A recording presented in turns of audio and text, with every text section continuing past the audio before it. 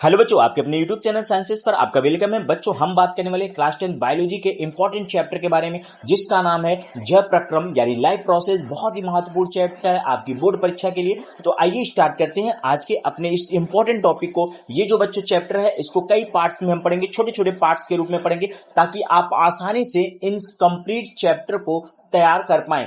तो आपको बच्चों ये नोट्स के फॉर्म में मिल रहा है, तो आप जैसे नोट्स बने स्क्रीन पर दिख रहे हैं, वैसे ही नोट्स को कॉपी करिएगा और लिखते चलिएगा। स्क्रीनशॉट लेके आप इसको क्या करिएगा, नोट्स को बनाते चलिएगा, जो आपको बोर्ड परीक्षा में बहुत ही महत्वपूर्ण रोल प्ले करेगा। यानी आपके बोर्ड परीक्षा के दौरान ये नोट्स आपको अच्छे नंबर दिलाएंगे।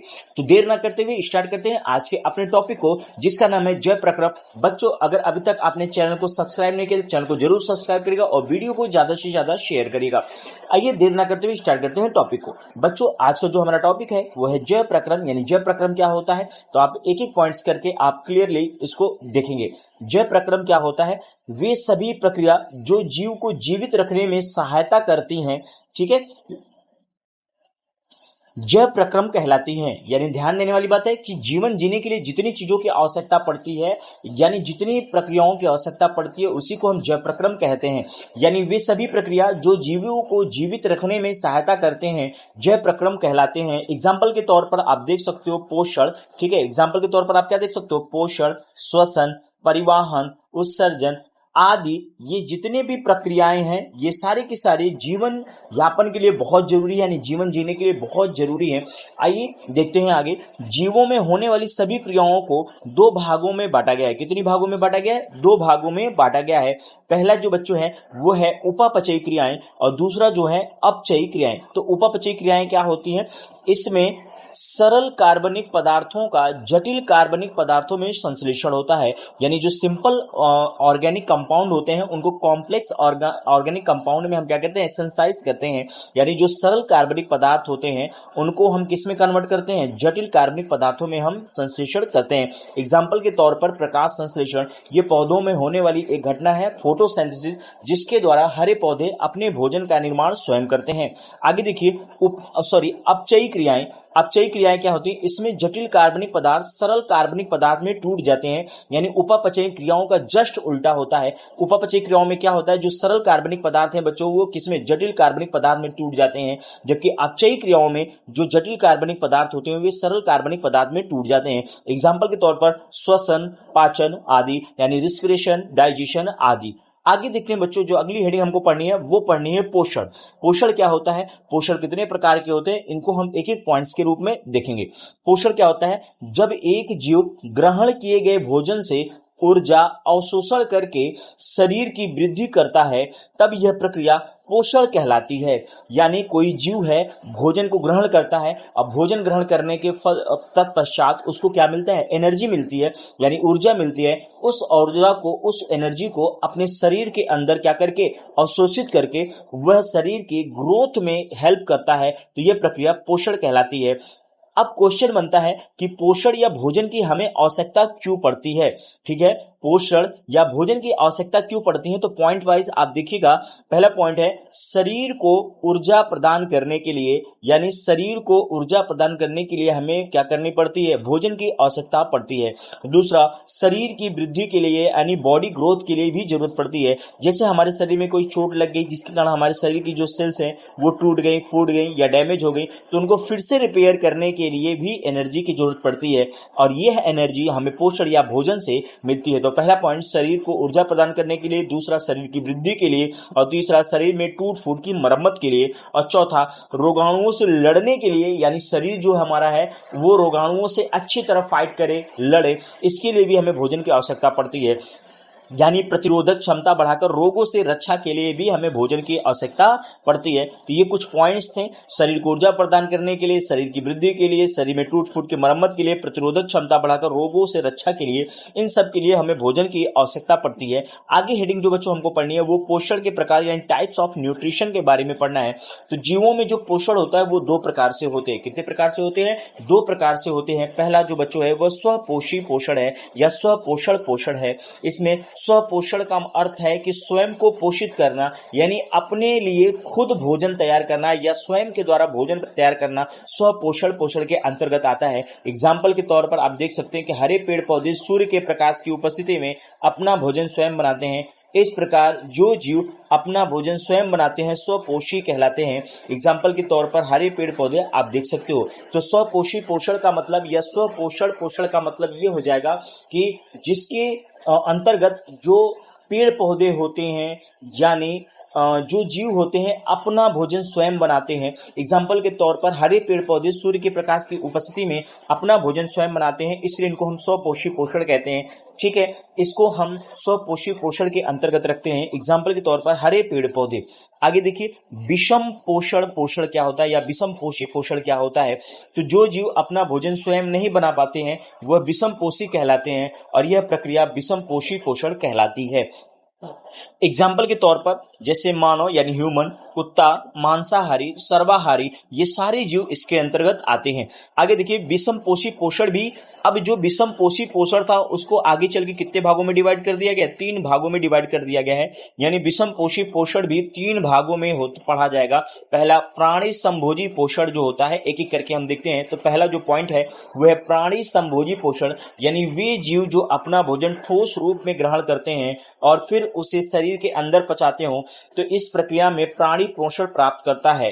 ठीक है, तो ये प्राणी संभोजी पोषण कहलाता है। एग्जाम्पल के तौर पर अमीबा, मेढक और मनुष्य इस प्रकार के पोषण विधि वाले जीव हैं। यानी ये लोग क्या करते हैं, अपने भोजन को ठोस रूप में ग्रहण करते हैं और शरीर के अंदर जब ये भोजन चला जाता है तब इसका क्या करते हैं, पाचन करते हैं या अंदर ही पचाते हैं। तो यह प्रक्रिया जो होती है प्राणी पोषण प्राप्त करता है। इस प्रक्रिया में प्राणी जो होता है वो पोषण प्राप्त करता है और यह जो फिनोमिना है, प्रोसेस है, इसको हम प्राणी संभोजी पोषण कहते हैं। एग्जाम्पल के तौर पर अमीबा, मेढक, मनुष्य इस प्रकार के पोषण विधि वाले जीव हैं।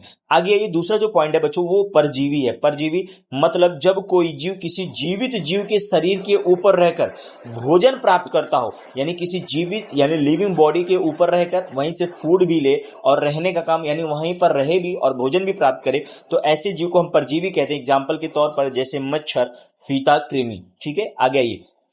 अगला जो पॉइंट है बच्चों वो तीसरा पॉइंट है मृतोपजीवी। ऐसे जीव जो अपना भोजन सड़े गले पदार्थों या मृत जीवों से प्राप्त करते हो वो मृतोपजीवी कहलाते हैं। एग्जाम्पल के तौर पर कवक और जीवाणु। तो बच्चों ये देखो आपने क्या पढ़ा, प्राणी यानी विषम पोषी पोषण पढ़ा। क्या पढ़ा? विषम पोषी पोषण पढ़ा। और विषम पोषी पोषण 3 प्रकार के होते हैं। पहला प्राणी संभोजी पोषण, दूसरा परजीवी और तीसरा जो होता है वो मृतोपजीवी होता है। ठीक है, तो आप इनका स्क्रीनशॉट ले सकते हैं। हमने इतने पॉइंट्स को यहाँ पे बच्चों अभी तक क्या किया है, कवर किया हुआ है। अगला जो हमारा टॉपिक है बच्चों वो बहुत ही महत्वपूर्ण है, वो है प्रकाश संश्लेषण। इसमें आपको रासायनिक अभिक्रिया भी ध्यान देनी है। तो प्रकाश संश्लेषण क्या होता है? प्रकाश संश्लेषण एक ऐसा प्रोसेस होता है जिसके द्वारा हरे पेड़ पौधे स्वयं भोजन का निर्माण करते हैं। तो प्रकाश संश्लेषण एक जैव रासायनिक अभिक्रिया है। तो 1 नंबर का बहुविकल्पी प्रश्न पूछ लेता है कि जो प्रकाश संश्लेषण है वो कौन सा अभिक्रिया है? जैव रासायनिक अभिक्रिया होती है। ध्यान देने वाली बात है, जिसके द्वारा हरे पेड़ पौधे सूर्य के प्रकाश क्या क्या होना चाहिए, यानी प्रकाश संश्लेषण के लिए क्या क्या आवश्यक है उसके बारे में हम देखते हैं। सूर्य के प्रकाश, जल, क्लोरोफिल तथा कार्बन डाइऑक्साइड की उपस्थिति में अपना भोजन बनाते हैं और यह अभिक्रिया प्रकाश संश्लेषण कहलाती है। तो फिर से देखिएगा डेफिनेशन, प्रकाश संश्लेषण एक जैव रासायनिक अभिक्रिया है जिसके द्वारा हरे पेड़ पौधे सूर्य के प्रकाश की उपस्थिति में जल, क्लोरोफिल तथा कार्बन डाइऑक्साइड की उपस्थिति में अपना भोजन बनाते हैं। यह अभिक्रिया प्रकाश संश्लेषण कहलाती है। आइए इसको रासायनिक अभिक्रिया के द्वारा समझते हैं। तो यहाँ पे आप समझिए 6 कार्बन डाइऑक्साइड, 12 H2O के मॉलिक्यूल सूर्य के प्रकाश की उपस्थिति और क्लोरोफिल के साथ जब रिएक्शन करते हैं तो ये ग्लूकोज का निर्माण करते हैं। किसका निर्माण करते हैं? ग्लूकोज का निर्माण करते हैं। और साथ ही साथ 6O2 यानी 6 मॉलिक्यूल ऑक्सीजन के और 6 मॉलिक्यूल किसके? पानी के बाहर निकलते हैं। तो प्रकाश संश्लेषण में 2 प्रोसेस होता है। पहला प्रोसेस है भोजन का निर्माण और दूसरा प्रोसेस जो प्रक्रम है उसमें ऑक्सीजन भी निकलता है। तो आपको ध्यान देना, प्रकाश संश्लेषण में भोजन के साथ साथ ऑक्सीजन गैस भी प्रोड्यूस होती है। ये बहुत ही इंपॉर्टेंट पॉइंट है। तो प्रकाश संश्लेषण के दौरान क्या क्या होता है? भोजन भी बनता है और साथ ही साथ ऑक्सीजन गैस भी क्या होती है? बाहर निकलती है, जिसे हम सांस के रूप में शरीर के अंदर लेते हैं। ठीक है, अब कुछ घटनाएं होती हैं, जो घटनाएं प्रकाश संश्लेषण के दौरान होती हैं, एक एक पॉइंट्स के रूप में पढ़ेंगे। तो प्रकाश संश्लेषण के दौरान होने वाली जो घटनाएं हैं, पहली जो घटना है क्लोरोफिल द्वारा प्रकाश ऊर्जा अवशोषित करना। यानी जो क्लोरोफिल है वो क्या करेगा, क्लोरोफिल जो प्रकाश है, सूर्य का प्रकाश है, उसको क्या करेगा, ऊर्जा के रूप में अवशोषित कर लेगा। दूसरा पॉइंट क्या है, जो प्रकाश ऊर्जा है वो किस में कन्वर्ट होती है, रासायनिक ऊर्जा में बदल जाती है। तो पूछा जाएगा कि प्रकाश संश्लेषण में जो घटना होती है उसमें प्रकाश ऊर्जा किस रूप में बदलती है, तो रासायनिक ऊर्जा में बदल जाती है। तीसरा पॉइंट, जल के अणुओं का हाइड्रोजन तथा ऑक्सीजन में टूटना। ठीक है, जल के अणुओं का हाइड्रोजन तथा ऑक्सीजन में क्या होता है, टूट जाना। और तीसरा, कार्बन डाइऑक्साइड का जो ग्लूकोज में अपचयन हो जाना। केमिस्ट्री में आपको अपचयन के बारे में पढ़ाया जाएगा। यानी जब इलेक्ट्रॉन कोई देता है तो वो क्या होता है, ऑक्सीकरण होता है, और जब कोई इलेक्ट्रॉन एक्सेप्ट करता है तो वो प्रक्रिया अपचयन कहलाती है। तो पहला पॉइंट क्लोरोफिल द्वारा प्रकाश ऊर्जा अवशोषित करना। दूसरा पॉइंट, प्रकाश ऊर्जा का रासायनिक ऊर्जा में बदलना। ये बहुविकल्पी प्रश्न के रूप में पूछा जा सकता है। तीसरा पॉइंट, जल के अणुओं का हाइड्रोजन तथा ऑक्सीजन में टूटना। और चौथा पॉइंट, कार्बन डाइऑक्साइड का ग्लूकोज में अपचयन होना। ये कुछ इंपॉर्टेंट पॉइंट्स थे बच्चों, जिनको हमने देखा। तो आपने क्या क्या देखा, एक बार फिर से देखिएगा।